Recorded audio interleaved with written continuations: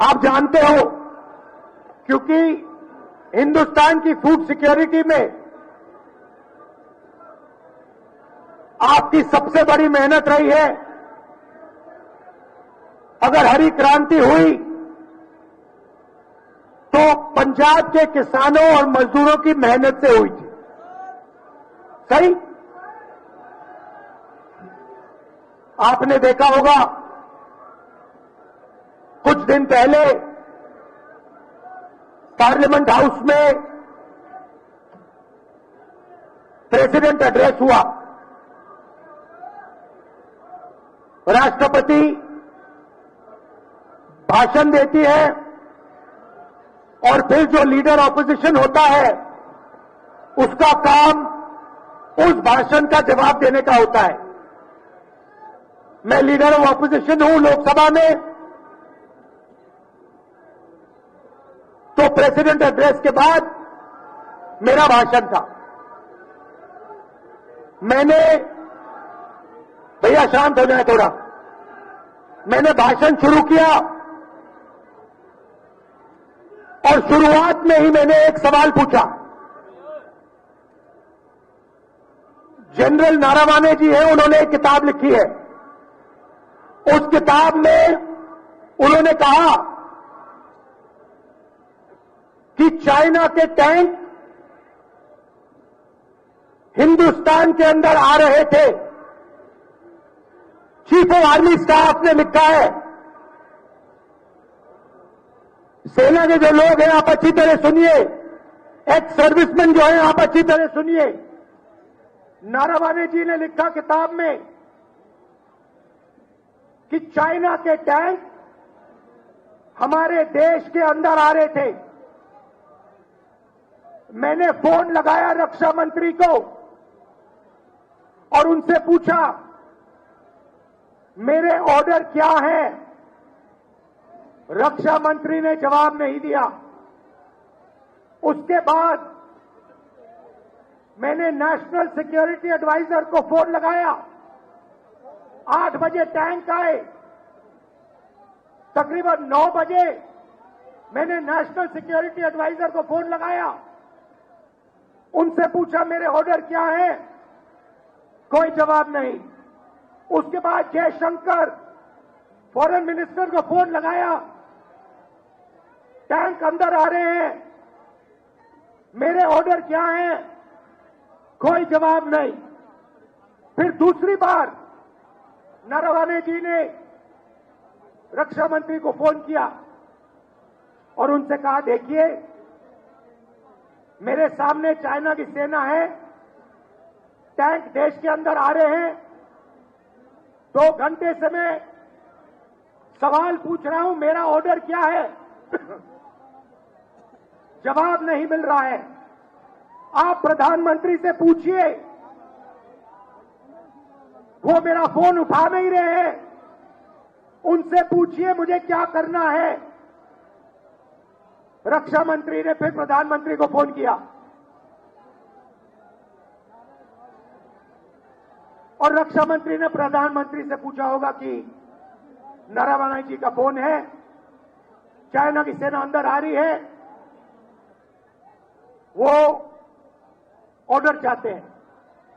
भाई और बहनों, चाइना की सेना पर फायर करने का ऑर्डर सिर्फ हिंदुस्तान का प्रधानमंत्री दे सकता है, ना आर्मी चीफ ले सकता है, ना रक्षा मंत्री ले सकता है।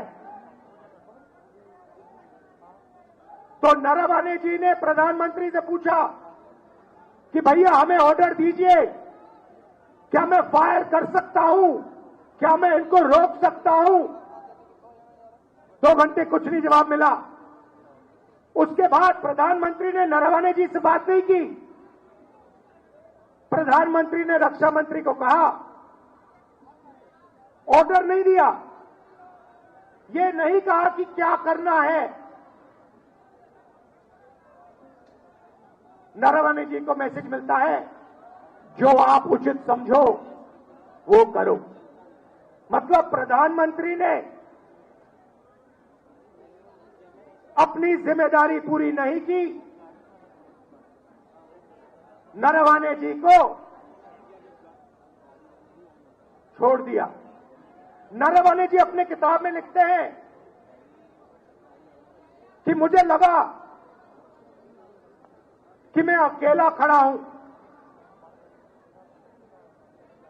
मुझे ना प्रधानमंत्री ने ऑर्डर दिया, ना रक्षा मंत्री ने ऑर्डर दिया, तो ये मैं भाषण दे रहा था, मेरा भाषण रोक दिया। 1 घंटा, 2 घंटे, 3 घंटे, 4 घंटे रोकते गए, डरे हुए थे, मगर डरे वो किसी और चीज से थे। डरे नरवाने जी वाले भाषण से नहीं थे, डरे वो एप्स्टीन और अदानी वाले भाषण से थे। भाइयों बहनों, आपको एक बात समझनी है, 4 महीने के लिए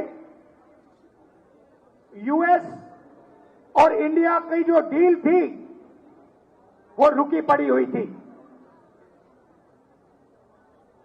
वो आगे नहीं बढ़ रही थी।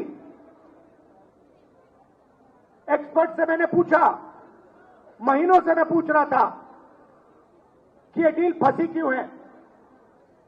जवाब मिलता था, ये डील इसलिए फंसी है क्योंकि अमेरिका हिंदुस्तान के एग्रीकल्चर सेक्टर को खोलना चाहता है और हमारी सरकार एग्रीकल्चर सेक्टर को नहीं खोलना चाहती।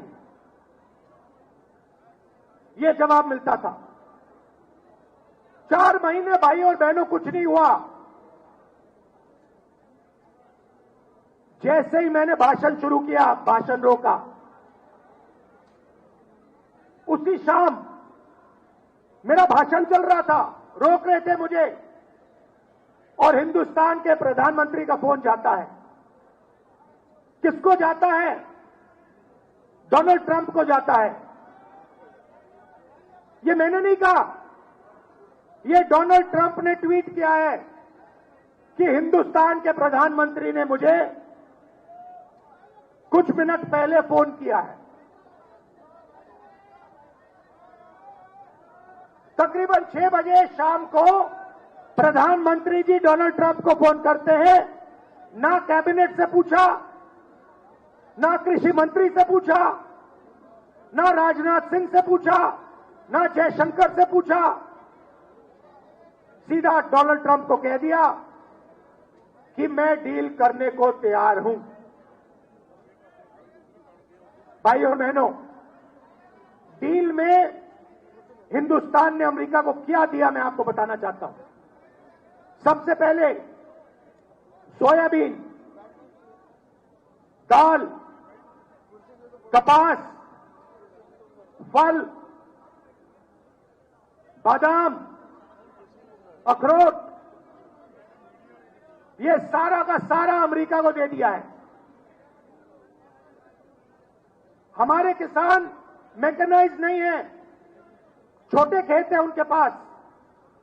किसी का 5 एकड़ का खेत है, किसी का 2 एकड़ का खेत है।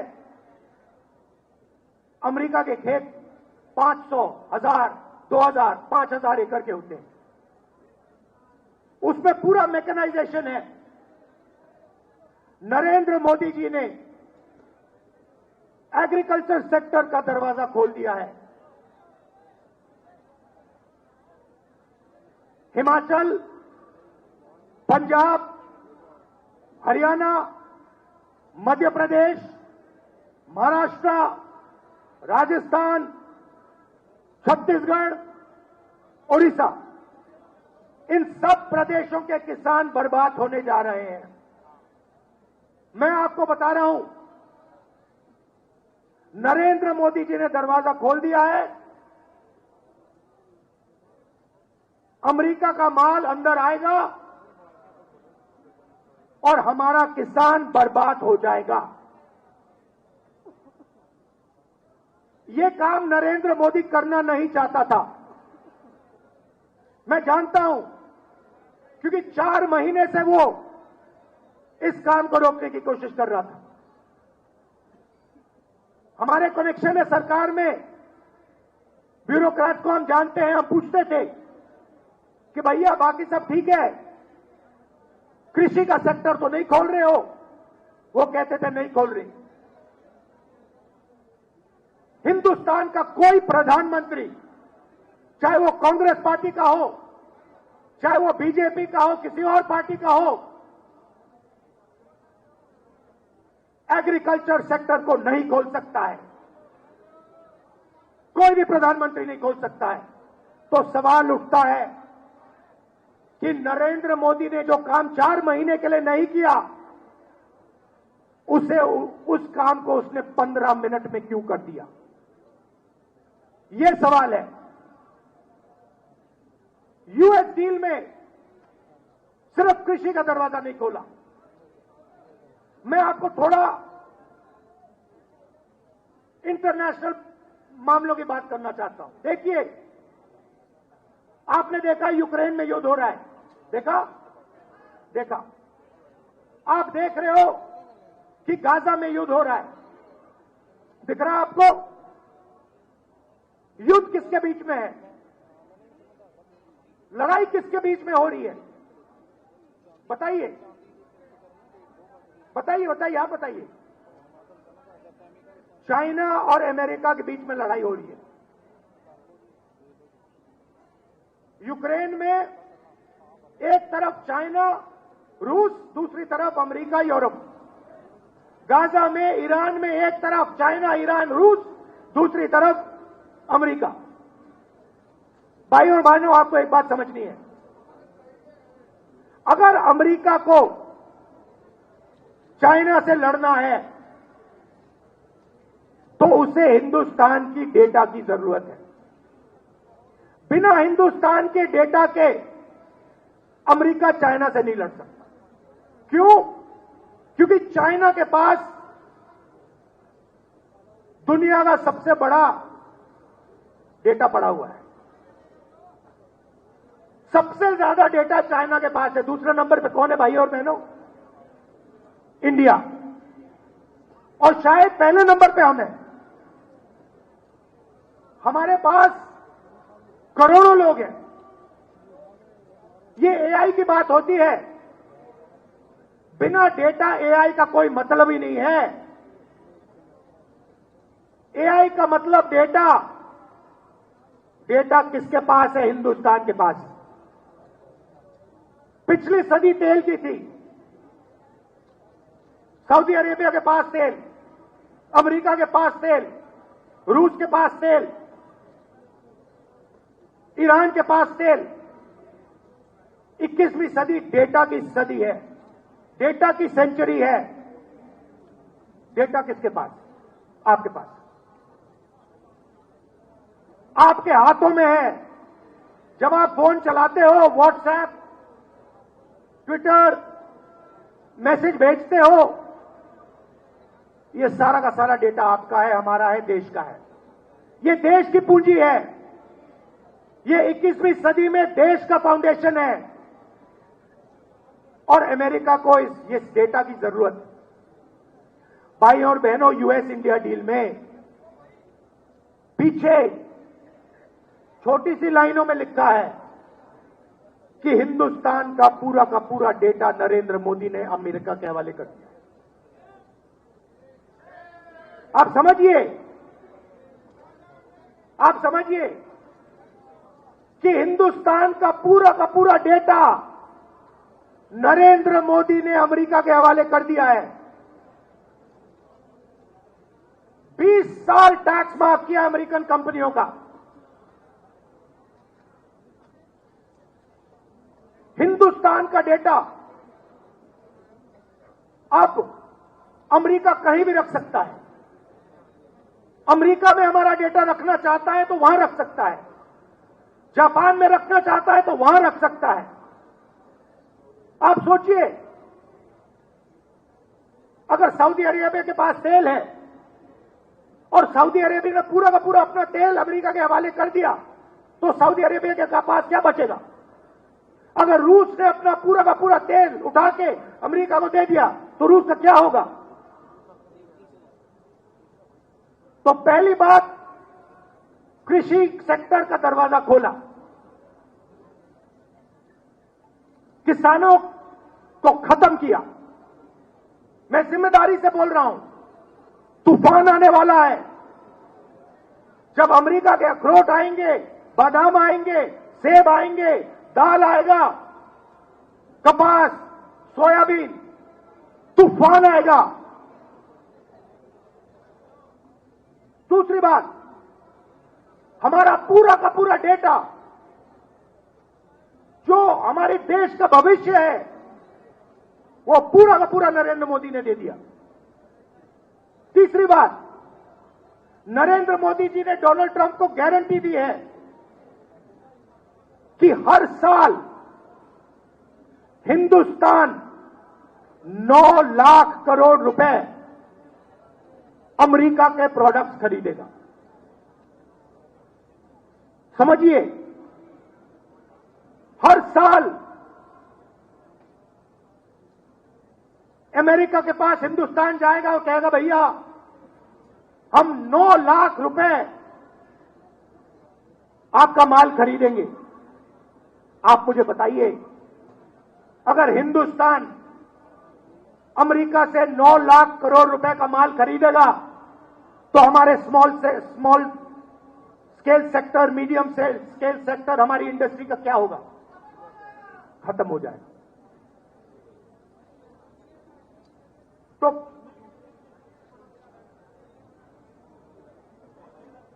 तो तीसरी बात, हमारी स्मॉल और मीडियम इंडस्ट्री जो पंजाब की नींव थी, देश का फाउंडेशन है, उसे उड़ा दिया।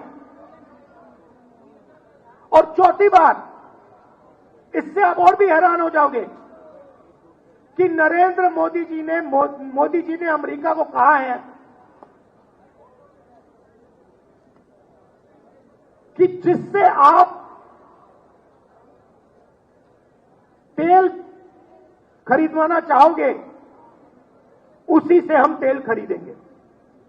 ना हम रूस से तेल खरीदेंगे, ना हम ईरान से तेल खरीदेंगे। आप हमें बताओ, अगर आप बोलोगे वेनेजुएला से तो हम वेनेजुएला से खरीदेंगे, अगर आप बोलोगे अमेरिका से तो हम अमेरिका से खरीदेंगे, अगर आप बोलोगे सऊदी अरेबिया से तो हम सऊदी अरेबिया से भी खरीदेंगे। तो हिंदुस्तान की पूरी एनर्जी सिक्योरिटी उड़ा दी। भाइयों और बहनों, बात समझिए, हिंदुस्तान का कोई भी प्रधानमंत्री ये काम नहीं कर सकता है। मैं आपको लिख के कह रहा हूं, नरेंद्र मोदी भी ये काम नहीं कर सकता था। तो सवाल उठता है कि उस दिन क्या हुआ, क्या दबाव था कि हिंदुस्तान के प्रधानमंत्री ने हमारे देश का वहां डेथ वारंट साइन कर दिया, हमारे किसानों का डेथ वारंट साइन कर दिया, हमारा डेटा दे दिया, हमारी स्मॉल मीडियम इंडस्ट्री का डेथ वारंट साइन कर दिया। क्या हुआ, मैं आपको बताता हूं। 2 चीजें हैं, नारावाने जी की किताब नहीं। पहली चीज, अमेरिका में तकरीबन 35 लाख फाइलें हैं एप्स्टीन की। 35 लाख फाइलें हैं एप्स्टीन की। 35 लाख रिलीज हो गई है, उसमें अनिल अंबानी का नाम है और हरदीप पुरी का नाम है। ये जो नाम आए हैं, हरदीप पुरी का, भैया ठहर जाइए, हरदीप पुरी का नाम जो आया है, अनिल अंबानी का नाम जो आया है, ये प्रधानमंत्री को धमकाने के लिए नाम रखे गए हैं। अभी 35 लाख और फाइलें हैं, उन फाइलों के अंदर नरेंद्र मोदी की सच्चाई बंद पड़ी हुई है। अमेरिका और डोनाल्ड ट्रंप नरेंद्र मोदी को धमका रहे हैं, कह रहे कि भैया अगर तूने साइन नहीं किया तो ये हम खोल देंगे। ये है पहली धमकी। मतलब मैंने पार्लियामेंट में कहा था कि एक हाथ यहां है, दूसरा हाथ यहां है। एक हाथ मैंने आपको बताया एप्स्टीन की फाइल, दूसरा हाथ बताता हूं। बीजेपी ने पिछले 10-15 साल में अपना पूरा का पूरा फाइनेंशियल सिस्टम अदानी जी की कंपनी में डाल दिया है। समझिए, अदानी नॉर्मल कंपनी नहीं है, अदानी स्पेशल पर्पस व्हीकल है। किसकी? बीजेपी की। जो भी पैसा बनता है वो सारा का सारा अदानी के पास जाता है और फिर वो पैसा राजनीति में प्रयोग किया जाता है। हजारों शेल कंपनियां हैं।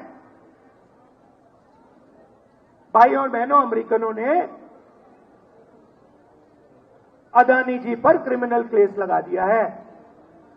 पहला हाथ एप्स्टीन, दूसरा हाथ अदानी पर क्रिमिनल केस और बीच में नरेंद्र मोदी का गला। पहला हाथ एप्स्टीन, दूसरा हाथ अदानी का केस और बीच में नरेंद्र मोदी का गला। आप उनका चेहरा देखिए, उनकी आंखें देखिए। डोनाल्ड ट्रंप खुल के जो भी कहना चाहता है कह देता है। हिंदुस्तान के 7 जहाज गिरे, 5 जहाज गिरे, 11 जहाज गिरे, मैंने युद्ध रुकवा दिया। मैं नरेंद्र मोदी का करियर जब भी खत्म करना चाहता हूं कर सकता हूं। देख लीजिए, उनका वीडियो देख लीजिए। वो खुल के कह रहा है कि नरेंद्र मोदी का गला मैंने पकड़ रखा है। नरेंद्र मोदी उनको जवाब क्यों नहीं दे पा रहे हैं? क्यों नहीं कह पा रहे नहीं आपने युद्ध नहीं रोका? क्यों नहीं कह पा रहे? क्योंकि भैया गला पकड़ लिया है, हिंदुस्तान के प्रधानमंत्री का गला पकड़ लिया है और इसीलिए सिर झुका के नरेंद्र मोदी जी ने यूएस इंडिया डील साइन की है। और मैं आपको बता देता हूं, ये बचेंगे नहीं, ये नहीं बच सकते, क्योंकि एप्स्टीन फाइल, अदानी का केस कभी तो खुलेगा। मैं आपको बता रहा हूं, रात को नरेंद्र मोदी सो नहीं पा रहे हैं, नींद नहीं आ रही है, कांप रहे हैं। रात को रोज सोने से पहले नींद नहीं आती, घंटों नींद नहीं आती। प्राइम मिनिस्टर हाउस में लेटते हैं और कहते भैया कैसे निकलूं, क्या करूं? नहीं, आप नहीं निकल सकते क्योंकि आपने देश को बेचा है और आपने देश का भयंकर नुकसान किया है। भाई और बहनों, मुझे बताइए, डेटा दे दिया, किसानों को खत्म कर दिया, स्मॉल मीडियम बिजनेस उड़ा दिया, एनर्जी सिक्योरिटी ले ली। आप मुझे बताइए अमेरिका ने हमें क्या दिया? मुझे एक बात बता दीजिए, अमेरिका ने हिंदुस्तान को क्या दिया? मुझे बता दीजिए। हमने उनसे कहा 9 लाख करोड़ रुपए हम आपसे खरीदेंगे। उन्होंने कोई गारंटी दी? उन्होंने कहा कि हां भैया हम भी खरीदेंगे ना। उन्होंने हमें कहा कि भैया जिससे तेल खरीदवाना हो हमें बताओ, हम करें? नहीं। उनके किसानों का नुकसान होगा? नहीं। उनकी इंडस्ट्री का फायदा नुकसान होगा? नहीं। पूरा का पूरा हिंदुस्तान नरेंद्र मोदी ने बेच दिया। क्यों? एक हाथ इधर एक हाथ उधर, गला भी खत्म। और पंजाब के किसानों को याद रखना है कि नरेंद्र मोदी ने पहले आपको बेचने की कोशिश की थी, 5 कानून लाए थे। और मजदूरों को याद होना चाहिए, आपका जो मनरेगा था वो आपके हाथ से छीन लिया। मैं आपसे यहां ये कहने आया हूं कि कांग्रेस पार्टी हिंदुस्तान के किसानों के साथ, मजदूरों के साथ, छोटे व्यापारियों के साथ खड़ी है। हम पीछे नहीं हटने वाले।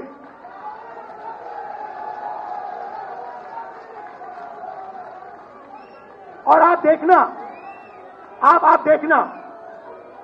अब मैंने जो बोला अब आप देखना, नरेंद्र मोदी की जब भाषण देता है, उनकी आंखों में देखो, उनकी आंखों में देखो और अपने आप से पूछो, क्या ये व्यक्ति हमें सच बोल रहा है या झूठ बोल रहा है? आपके दिल में सही जवाब मिल जाएगा। भाइयों और बहनों, पंजाब हमारी स्ट्रेंथ है। मैं जब यहां आता हूं, मैं आपको बता रहा हूं, मुझे इतना मजा आता है क्योंकि मुझे हिंदुस्तान की शक्ति, हिंदुस्तान का फाउंडेशन यहां दिखता है। आप हमारे रक्षक हो, आप हमारी नींव हो, हमारे प्रोटेक्टर हो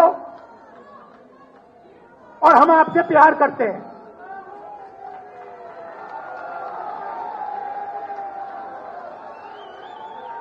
ये मत भूलिए, बाकी सब ठीक है, राजनीति ठीक है, बाकी सब ठीक है, मगर ये मत भूलिए, मैं पंजाब की जनता से प्यार करता हूं, मोहब्बत करता हूं।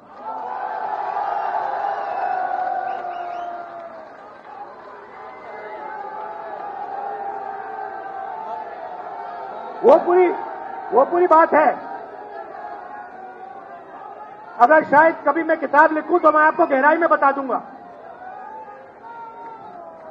मगर आपका भविष्य है, आपके किसानों का भविष्य है, युवाओं का भविष्य है, इसको उज्जवल बनाना है और पंजाब को सक्सेसफुल बनाना है। बाकी सब ये करना है हमें। अच्छा, आखिरी बात मैं कहना चाहता हूं, यहां पे मेरे दोस्त बैठे हुए हैं। देखिए, कांग्रेस पार्टी को भी मैं मैसेज देना चाहता हूं, काम टीम वर्क से होता है, काम टीम वर्क से होता है। एक प्लेयर गेम नहीं जीत सकता है। हमारे पास पूरी टीम बैठी है और मैं आपको मैसेज देना चाहता हूं सबको, खारगे जी के साइड से, मेरे साइड से, भैया टीम प्लेयर बनो, नहीं तो हम तुम्हें रिजर्व में बैठा देंगे। चाहे आप कितने भी बड़े हो, मैं बता रहा हूं, चाहे आप कितने भी बड़े हो, पार्टी से बड़ा कोई नहीं है।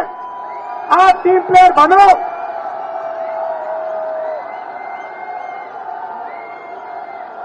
और नहीं बने तो फिर खारगे जी और मैं आपको ठीक कर देंगे।